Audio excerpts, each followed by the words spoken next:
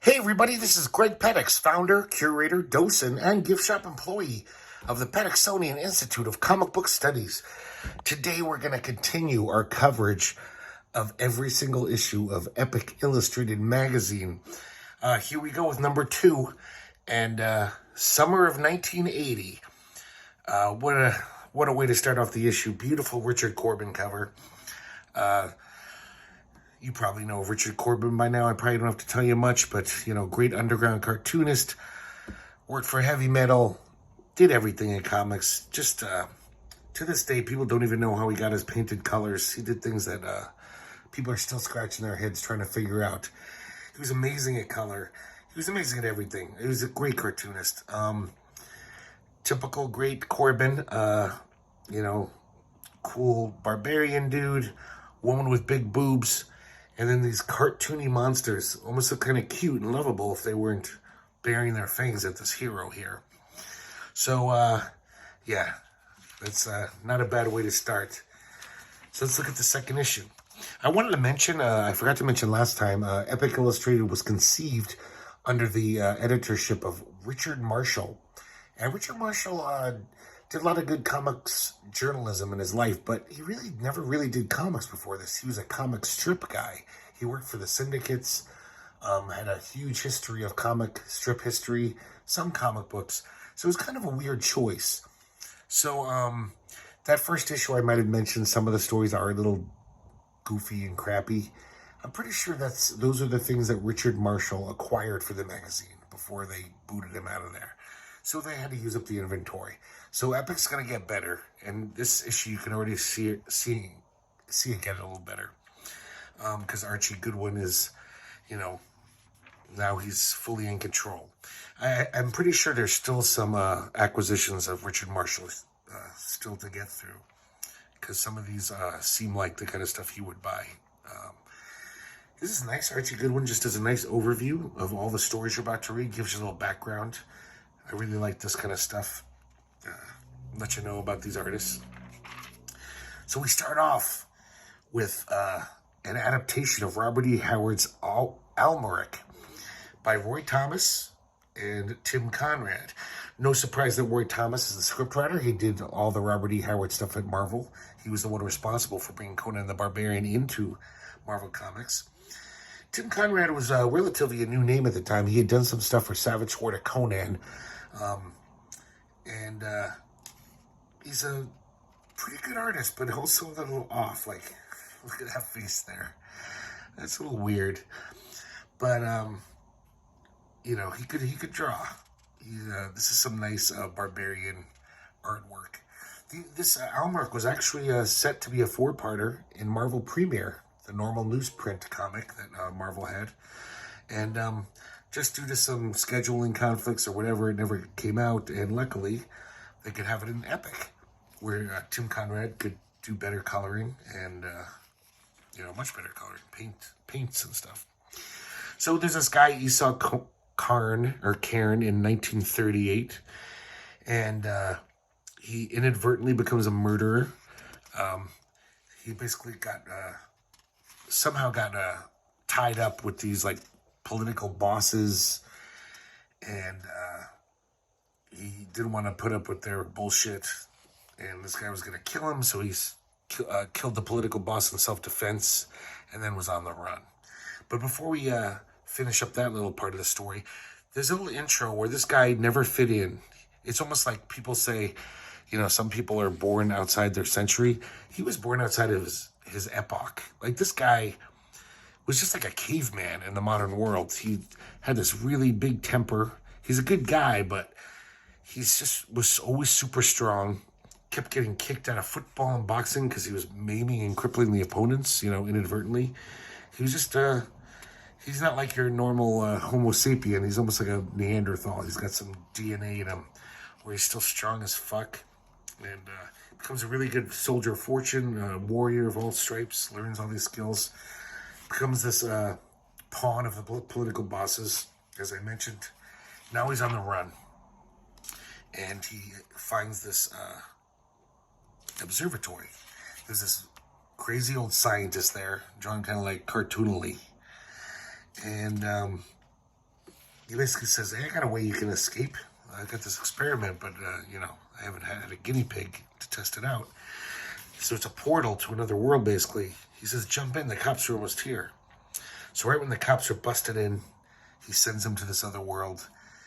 And it's almost like Wizard of Oz, like we see now colors coming in. Because the 1938 Earth world is black and white, and this fantasy world is going to be full color.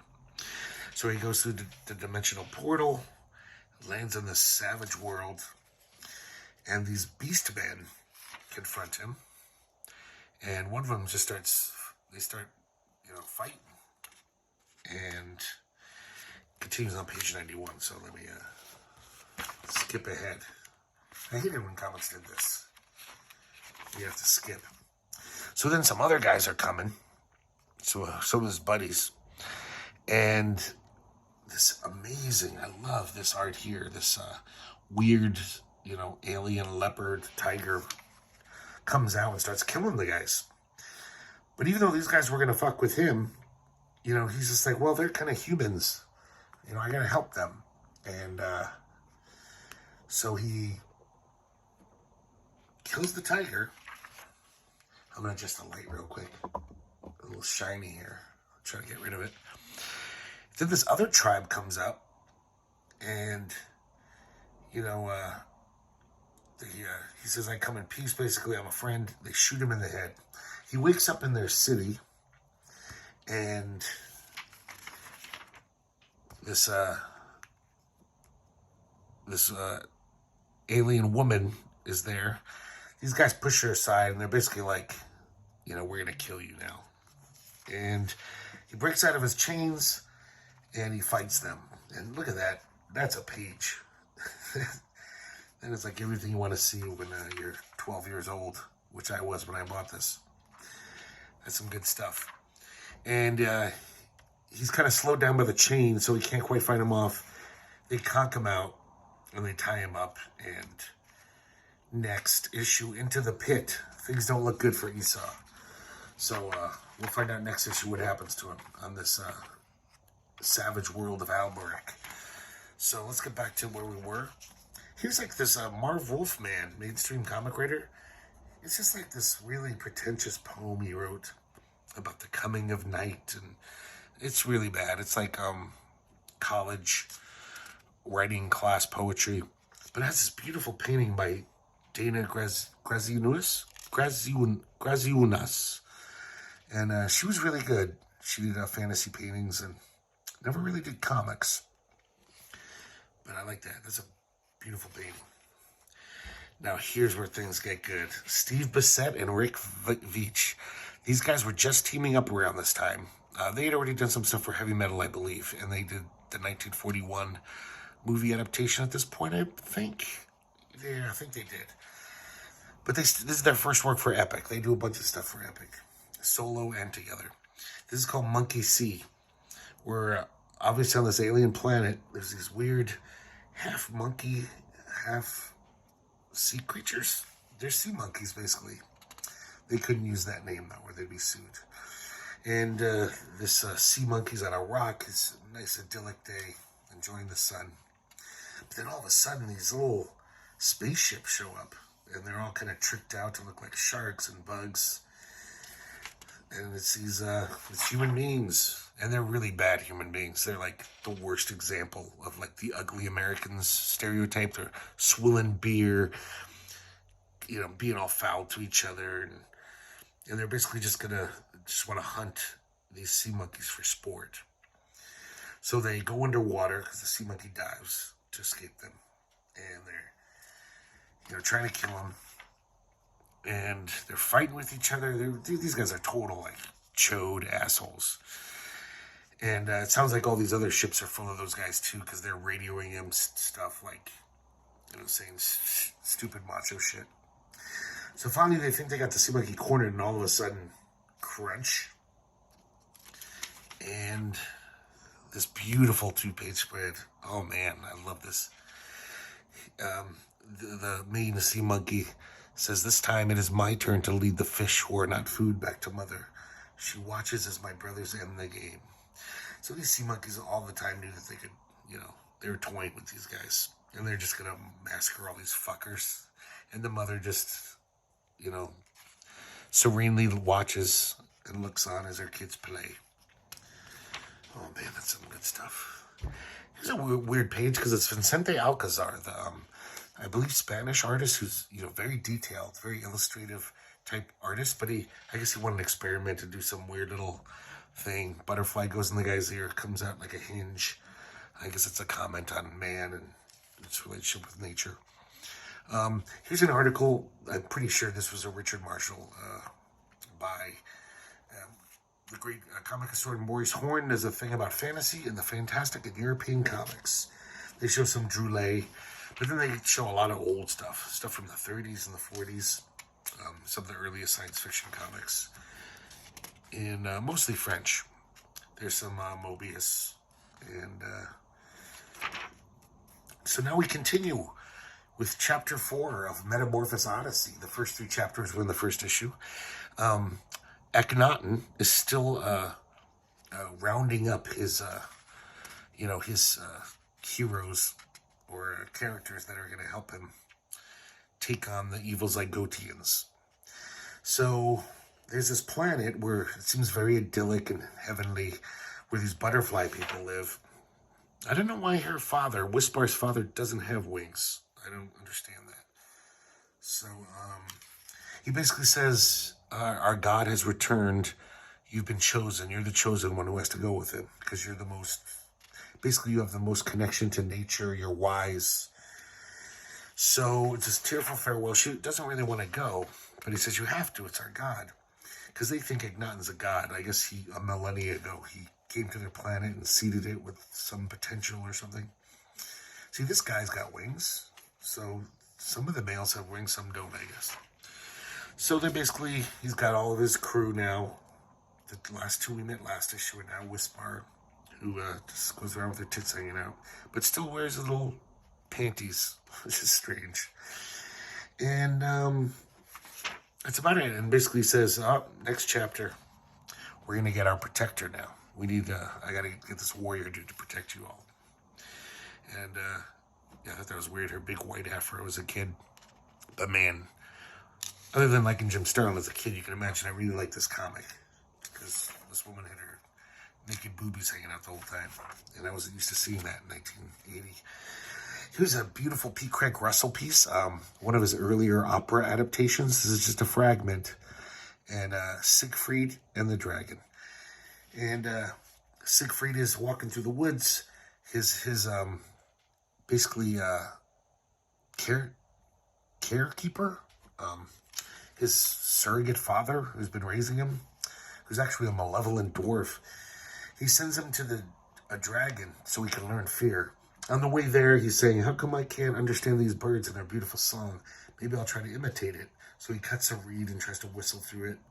And it's not working. And he's just like, oh, well, I guess I'll never understand. So he summons the dragon with his horn. There's some beautiful P. Craig Russell stuff. And the dragon comes out, almost kind of cartoony. And he's really pissed off that he woke him up. And he's kind of arrogant and kind of taunting the dragon. He's just, kind of being presumptuous and being a kid, a teenager. So the dragon gets really pissed off because he's just taunting him. And he attacks him. But Siegfried is a really good fighter, so he kills the dragon. Colors are a little weird here. Like, look at that. It's just like magic marker that wasn't really applied well. The colors are a little off. I don't know if it was the production or P. Craig Russell was experimenting with something. But still, it's beautiful early P. Craig Russell art. Like, just that sky with the clouds. He just, that panel right there is exceptionally good. So the dragon's dead. He basically says, mark my words, boy, that evil dwarf, watch out for him. He's going to fuck you over. But he says, you didn't teach me fear. But then when he pulls his sword out, he gets a little blood on him. And somehow this blood does teach him how to understand the bird singing. And at the very end, the birds, Now he can understand them. And he says, Siegfried, now you own the dragon's treasure. And if you find the ring of gold, you could rule the world. Just this beautiful splash, or full page panel. Just really weird, interesting trees.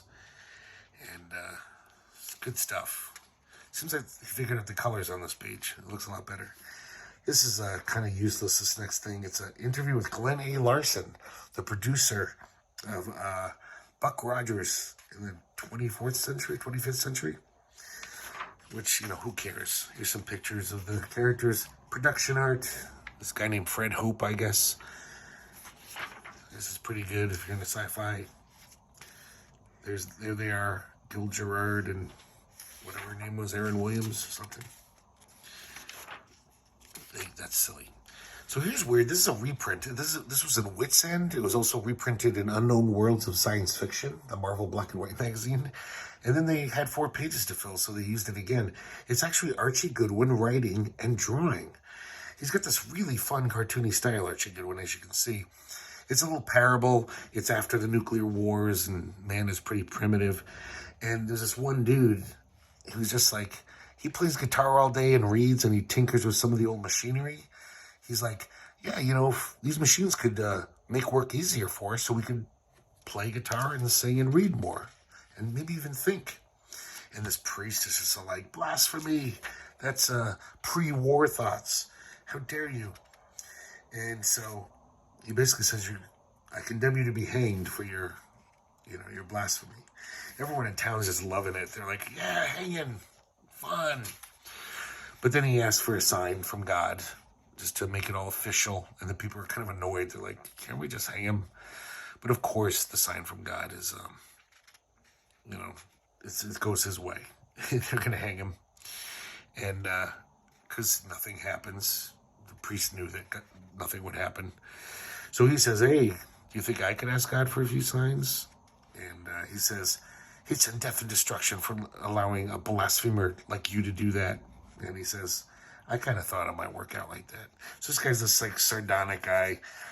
So they all hang him and they bury him outside of town with an old pre-war sign. No bicycle riding, no roller skating, no dogs allowed. Deposit litter in all receptacles. And then after that, all is right in the world and in Happy Valley. I like that little comic. Here we get a nice Howard Chaykin comic, fully painted. And it's a story by Samuel R. Delaney. And if I'm not mistaken, this is an adaptation. I think Samuel R. Delaney wrote this short story, did the script of this comic. Because they had worked before on some of the Byron Price productions, like Empire, graphic novels. So this is like a kind of, typical Samuel R. Delaney, very complex sci-fi. There's this really amazing scientist. And this woman escapes to her house. I think the cops are chasing her. She finds out that she's actually one of the presidential clones. Because the president has all these clones, to do the menial stuff. As you can imagine, it's a shitty life. You're almost like a slave. So she basically grabs some of her DNA. She stabs her a little, takes some of her blood. And then her little assistant has the cops come in and they grab her. She turns her in. And as they're turning her away, taking her away, she's like saying, yelling at her. But here we go. She's basically saying, I could clone my own president and whatever, take over and have all the power. And she's not, she's kind of benign. She's like, I want to be president so I can take care of things and make things better. There's a lot of starving people. It seems like a kind of semi-fascist world where there's a few rich people and a lot of poor people. And then it just ends with her contemplating her future. A very just pensive moment where she realizes that the future's laid out for her. There's branching possibilities. And just like the way that seven moons light cast complex shadows. And we see all of her shadows from the seven moons, just like her possible future. Pretty nice stuff. Howard Chaykin was doing this style for a lot in the late 70s. Just very almost like a movie poster. The graphic design work he'd employ. It's a little too much though sometimes for me. I don't know, it's a little not cartoony enough. Here we have this comic Tarn's World by this guy Robert Wakelin. He was in the first issue. And Archie Goodwin wrote it. And this guy lives in this, like, fantasy world. He's the king. Everything's amazing and perfect. And he's got beautiful mistress. And it seems like everyone in this world's gorgeous. But there's this scourge moving across the land. And this guy. And he realizes he's got to confront it. He must face it. So he gets ready to confront the guy. And the first time we see that something's off in this story. Something's a little off in this fantasy world. All of his sexy maidens are helping him get ready. He's shaving. There's a toilet there with toilet paper. Nice toilet paper roll. A total modern toilet. So it's kind of weird. You don't know what the hell's going on about that. But then he gets ready, he puts on his armor. This scourge is just destroying the whole land. He's razing whole cities and towns and murdering people by the dozens and hundreds. So finally, he kisses his true love goodbye. He finally confronts this guy. And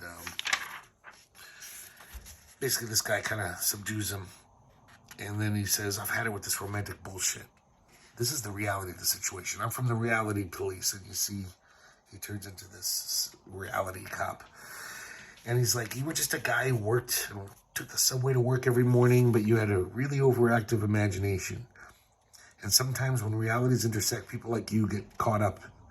And the subjective reality becomes the primary one. And that's what happened to you. And it's like, you're fucking up reality, so, I got to take you back. So, Gerard just grabs a sword and runs the guy through. And I guess that kind of takes care of it. He's back in his fantasy world.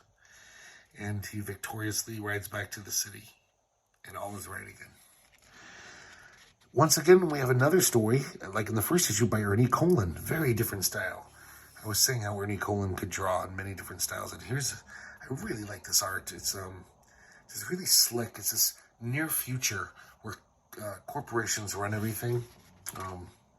I guess that doesn't sound that science fictional, but they assassinate each other all the time. It's like full-on war between corporations.